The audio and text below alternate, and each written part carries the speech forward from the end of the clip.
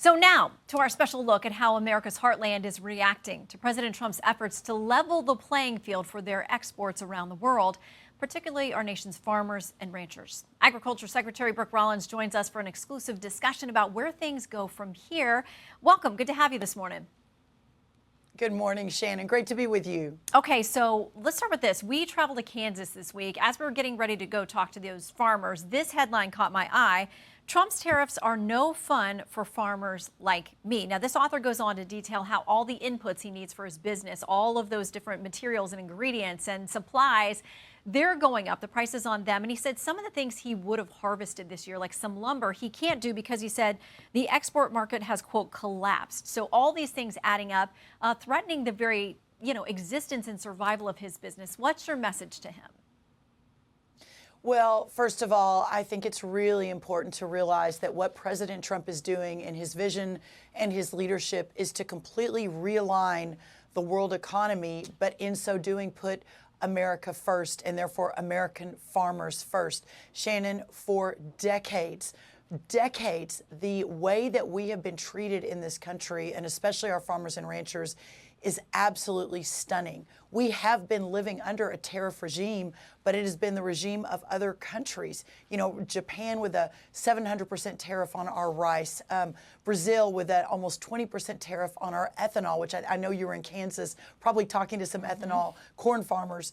The EU takes less pork with 450 million people than does Honduras with 10 million people. I mean, it is one thing after another. And I'll be honest with you, I didn't realize how egregious it was until I took this job. I mean, I've heard President Trump talk about it for a long time. I was in his last White House as his domestic policy chief, so I was somewhat aware. But once I took the job as Agriculture Secretary and really began to dig in, the way our ag producers are treated across this world, both with high tariffs and with non-tariff barriers like unsubstantiated science claims, is just, it's egregious. So the president is working to fix it. I don't know that any other political leader in our lifetime would have ever been able to do what he is doing. I know that our farmers and our ranchers realize that we're in a hopefully short period of uncertainty, but ultimately, I believe the age of prosperity for all Americans, but especially for this segment, will be unprecedented. Well, and some of them are now, they're hearing conversation that there may be some subsidy or help for them if the tariff situation does not go well this time around. Politico reports this. Though Trump is starting to explore another bailout, the fund he used to assist farmers the first time is now nearly depleted. Says farmers have been his most loyal constituency, but now they could be one of the groups hardest hit by his trade war. And listen, these farmers that we talk to, they're like, we don't want a handout. We don't like the talk of a bailout. We just want to keep our bargain with the American people to provide them safe, reliable food, products, and for around the world. But the fact is, they said if they need the safety net, if it's there, they'll take it. But what if it isn't there? Well, it will be there, Shannon, but the fund is not depleted. But let me tell you this, the amount of spending by the Biden administration in using the fund that they're talking about, which is at the USDA, to help in situations like this, that fund was just on the DEI grants and the Green New Deal, climate change, it's stunning what we have found that they were spending that money on. But I'm already talking to Congress. I had lunch with Senator Hoeven and Senator Bozeman, both leaders on the Ag Committee. We feel confident that if necessary, there will be money there to help these farmers. Now, we won't know the real results of this. And hopefully, Shannon, the 75 countries is a real number. I've been talking to a lot of them, too. We've already got delegations that have hit the ground from Vietnam and Japan and Thailand and other places.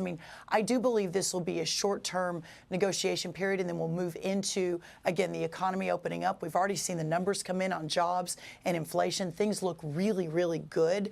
But if it is necessary, we won't know that for some time. We will make sure. The president has said, I've got the farmers back, and my job is to ensure that we effectuate that promise to our farmers. So let's talk about some of the federal cuts that have been going on. With respect to the USDA, Reuters reports there are a couple of main programs, the Emergency Food Assistance Program and Local Food Purchase Assistance.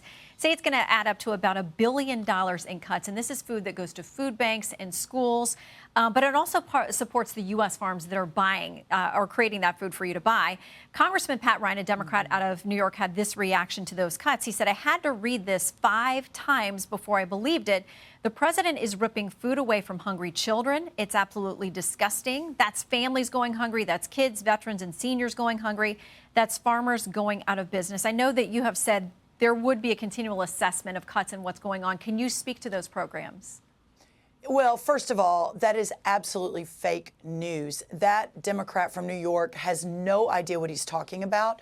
We did pull some funds back, but those were, Shannon, those were COVID-era funds that were specific to programs that had not been spent yet. And in fact, the states were not, they were asking for more time because they couldn't figure out how to spend the money so quickly. So that is what we pulled back. Now, keep in mind, just 2 weeks ago, we released another community food bank program funding of $280 million to get locally sourced family farm nutritious food into our schools and into our community food programs. So the Democrats are struggling right now for a unifying message. They think this could be it, even though it's completely false. They've made up this narrative. It is not true in reality, and never, not once, will a child go hungry in this country under any sort of USDA program or with President Trump in control and in power. Okay, you mentioned ethanol, so I want to get to this because we talked with farmers who primarily produce corn.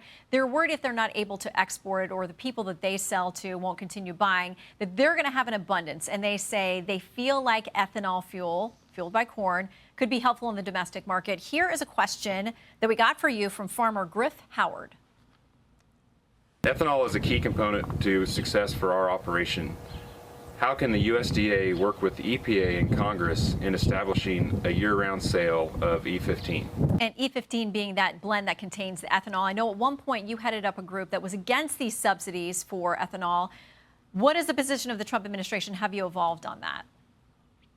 Well, Shannon, I think you're talking about a paper that came up in my hearing for this that was from about 15 years ago that my think tank in Texas wrote about the importance of fossil fuels. So I have never been on the record as being against ethanol personally. That was a long time ago that the Democrats pulled up in my hearing.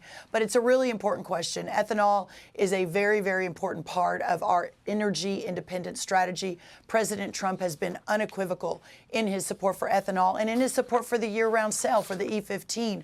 In fact, at the end of our last administration, we put that rule out. A court gutted that, so now we're working on it again.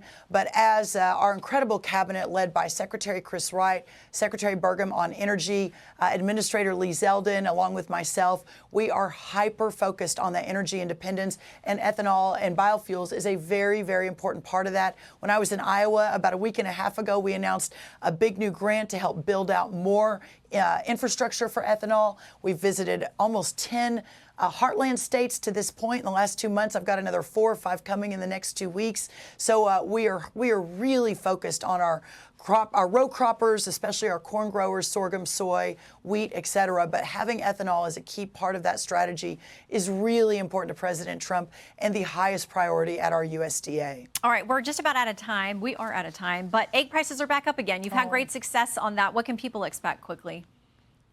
Well, we are focused on, obviously, the president securing the border and grocery prices. Eggs have been a big driver in that under Joe Biden, increased by 230% in the last administration. Wholesale prices are now down almost 60%. We'll keep working on that and keep fighting for everyday Americans and especially our American farmers and ranchers here at USDA. All right, Secretary Rollins, thank you very much for your time. Hope you had a good birthday this week. Thank you, Shannon. Oh, thank you so much. Great to be with you.